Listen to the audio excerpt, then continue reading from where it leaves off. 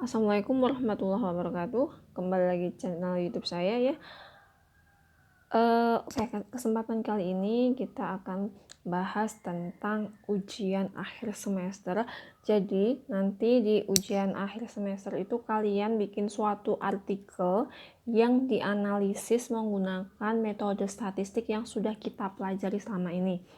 Dan nanti analisisnya itu menggunakan SPSS yang kalian pelajari minggu kemarin ya. Jadi nanti kalian tugasnya untuk hari ini itu yang pertama menentukan rumusan masalah dulu. Kalian mau membandingkan apa, mau analisis apa, mau mengangkat judul apa di UAS kalian. Oke, saya akan carikan referensi buat kalian dalam mencari datanya ya, karena nanti datanya itu kalian harus benar-benar data yang nyari dari sumbernya. Bisa saja kalian nyebar kuesioner, tapi kalau menurut saya untuk UAS ya kita latihan penelitian nih. Kalau nyebar kuesioner dengan waktu 1 minggu itu kurang efektif ya. Maksudnya kalau nyebar kuesioner itu butuh waktu yang lama nganalisisnya. Kalau saran saya kalian menggunakan data yang sumbernya misalkan di sini dari BPS, atau misalkan kalian punya suatu kerja di perusahaan swasta kan pasti ada data-data tuh yang bisa kalian olah. Kalian boleh minta ke perusahaan kalian datanya apa, nanti di artikelnya dikasih tahu itu perusahaan apa, sumbernya dari apa, datanya apa, dan lain sebagainya.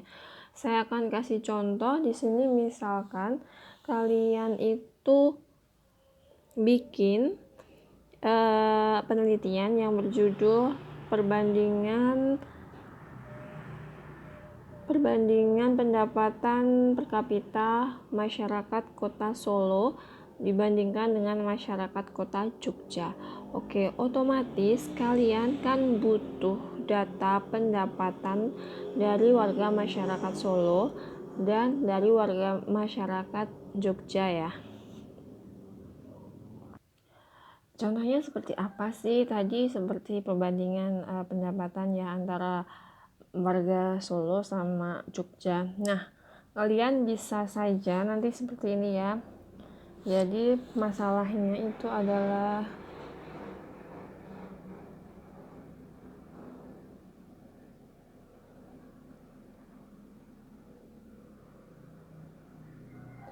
per kapita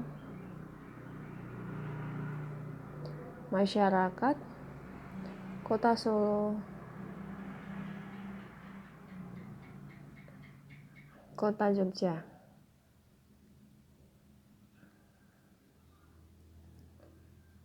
Ini contoh kasusnya, contoh saja ya seperti itu. Kemudian berarti kan kalian itu butuh data pendapatan per kapita warga Solo sama warga Jogja ya. Misalkan di sini kamu ini yang warga Solo ini warga Jogja. Ini pendapatan per kapita ya. Pendapatan per kapita. Di sini kalian misalkan dari tahun 2000. Pendapatan per kapita warga Solo berapa? Kalian tulis di sini. Pendapatan per kapita warga Jogja berapa? Ditulis di sini. 2001. Berapa angkanya? 2002 berapa?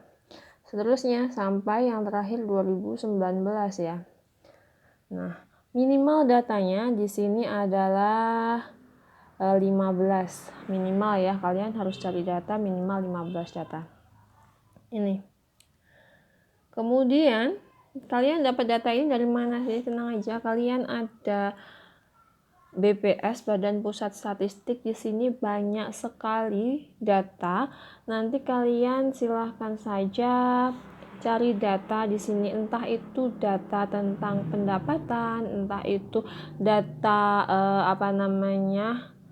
transportasi, banyak sekali. Di sini kalian klik data BPS. Di sini misalkan kalian sosial dan kependudukan, di sini banyak sekali. Misalkan indeks pembangunan manusianya berapa, perbandingan indeks pembangunan manusia warga masyarakat Solo sama Jogja.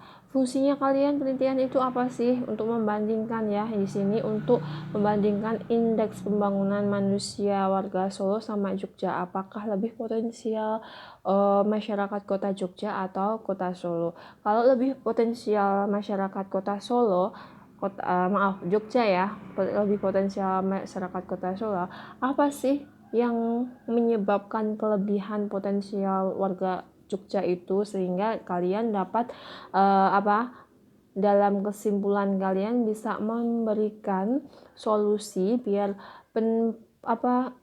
indeks pembangunan masyarakat kota Solo itu juga meningkat sama dengan yang indeks pembangunan manusia di istilahnya masyarakat Jogja, seperti itu. Contoh lain, misalkan kalian mau menganalisis tentang faktor yang mempengaruhi kemiskinan dan ketimpangan, misalkan ya di sini kan ada datanya tuh, kemiskinan sama ketimpangan.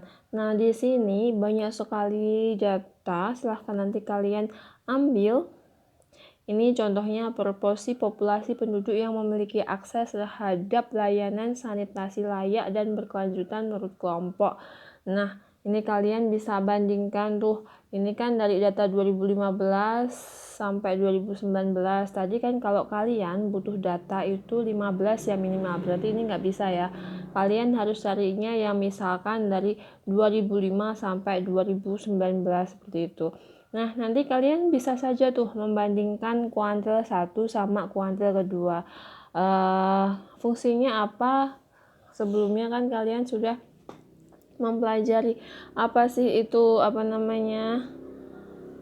kuartil 1 itu yang seperti apa, kuartil 2 seperti apa. Jadi nanti di situ kalian dapat menemukan gaps-nya ya, menemukan permasalahannya. Kemudian contoh lagi, kalian mau mengamati faktor apa sih yang mempengaruhi indeks prestasi mahasiswa Universitas Duta Bangsa, misalkan ya. Itu kan ada banyak sekali faktor. Contoh faktornya itu misalkan lama belajar, kemudian penghasilan orang tua, seperti itu ya.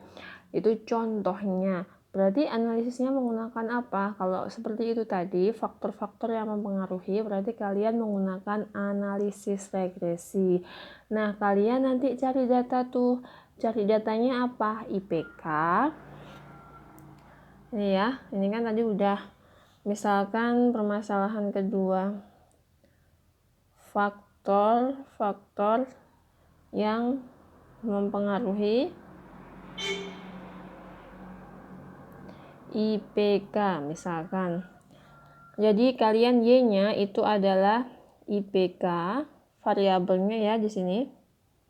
Kemudian X1-nya itu bisa jadi lama belajar. Kemudian X2-nya nanti bisa jadi penghasilan orang tua.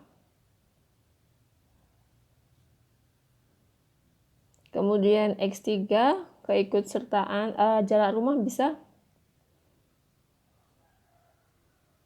Dan lain sebagainya. Kalau ini datanya dari mana? Kalian harus nyebar kuesioner ya. Bisa kalian ambil tuh teman-teman kalian satu kelas. Pokoknya minimal 15 data ya. Kalian bisa ambil nyebar kuesioner yang isinya tentang IPK, lama belajar, penghasilan orang tua, jarak rumah, bisa tambah lagi keikutsertaan sertaan dalam organisasi dan lain sebagainya. Nanti kalian setelah dapat data Y, misalkan datanya kalian dapat seperti ini ya. X3 ini misalkan 3, 4, 2,5, 2. Nanti di sini berapa? 4, 3, 2, 4. Ini berapa penghasilan orang tua? Misalkan 5 juta. Kemudian di sini 4 juta. Dan seterusnya. Setelah itu kalian analisis menggunakan apa? Regresi ya. Linier ganda. Kalian tidak usah menghitung manual, langsung pakai menggunakan olah data SPSS. Nah, untuk olah data SPSS, analisis regresi linier ganda ini kan sudah ada tuh di modul saya. Silahkan nanti kalian mengikuti itu. Nah, setelah kalian analisis tuh, kalian buat suatu artikel ya. Artikel. Nanti untuk ketentuan artikel akan saya upload di nanti ya, di file-file nanti yang perlu kalian persiapkan untuk UAS. Nanti akan saya kasih contoh juga penelitian kakak tingkat kalian tentang UAS yang analisis menggunakan regresi seperti ini. Oke, kita lanjut ke diskusi. Nanti saya tunggu di forum diskusi ya untuk kalian mau ambil masalah apa. Untuk hari ini kalian harus komen di forum diskusi itu permasalahannya yang akan kalian teliti. Ini kalau contohnya tadi adalah faktor yang mempengaruhi IPK seperti itu. Kemudian metode yang digunakan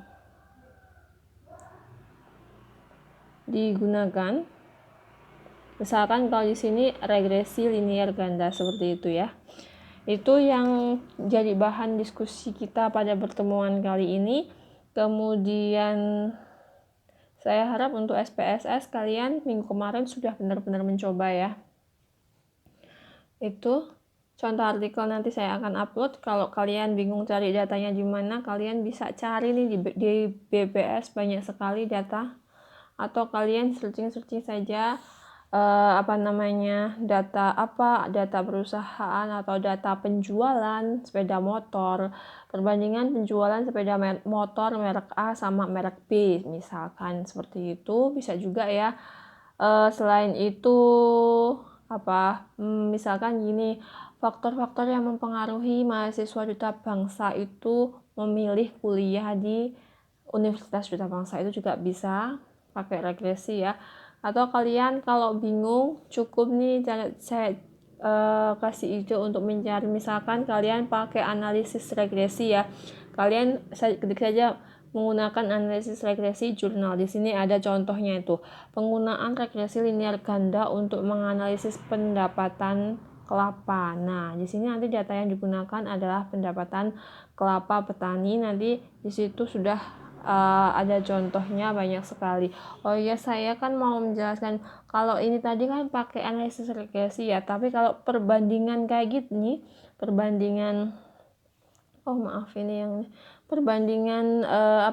tadi pendapatan per kapita kota Solo sama Jogja tadi menggunakan perbandingan dua rata-rata ya, pakai uji independensi atau uji parity test. Nanti kalau kalian membandingkan pendapatan per kapita masyarakat kota Solo, Jogja, dan Semarang misalkan kan, itu 3 tuh pakai ANOVA. Kalian analisis ANOVA mudah ya pakai SPSS. Oke, itu tadi contohnya penggunaan regresi linier ganda untuk menganalisis pendapatan kelapa. Di sini kalian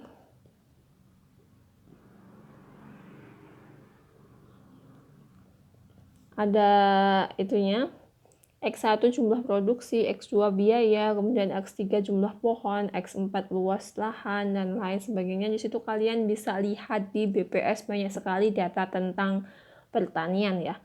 Kalian nanti analisis tuh. Ini artikelnya contohnya seperti ini ya. Sangat bagus. Nah, ini nanti kan analisis analisis regresi menggunakan SPSS kan hasilnya seperti ini. Nah, kalian bisa contoh nih seperti ini. Kemudian nanti hasilnya ini, dia penjelasannya apa, seperti itu ya. Mungkin itu yang bisa saya sampaikan. Dan di sini catatan pentingnya itu UAS-nya kalian tidak boleh copy paste dari artikel orang lain. Itu meskipun judul kalian sangat bagus sekali, ternyata itu kalian ambil copy paste dari penelitian orang lain yang ada di Google misalkan ya. Dan ketahuan saya jamin statistikanya tidak lulus itu ya. Perjanjian dari awal kalau artikel copy paste itu tidak lulus. Jadi sejelek apapun itu, seberantakan apapun itu pekerjaan kalian, saya harapkan sih kalian bagus-bagus ya dalam nulisnya. Ini kan contohnya sudah ada nih, tinggal kalian ganti kasus aja. Misalkan regresi linear berganda untuk menganalisis pendapatan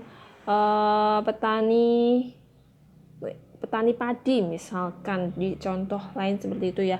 Kalian tinggal ganti petani padi di kota Boyolali misalkan, itu sudah tidak copy paste ya. Tapi kalau sama plek seperti ini penggunaan regresi linear ganda untuk menganalisis pendapatan petani kelapa di desa Beo, kalian tinggal ganti nama saja tuh, itu saya pastikan statistika kalian tidak lulus. Jadi kayak apapun itu pekerjaan kalian, pokoknya kerjakan sendiri ya.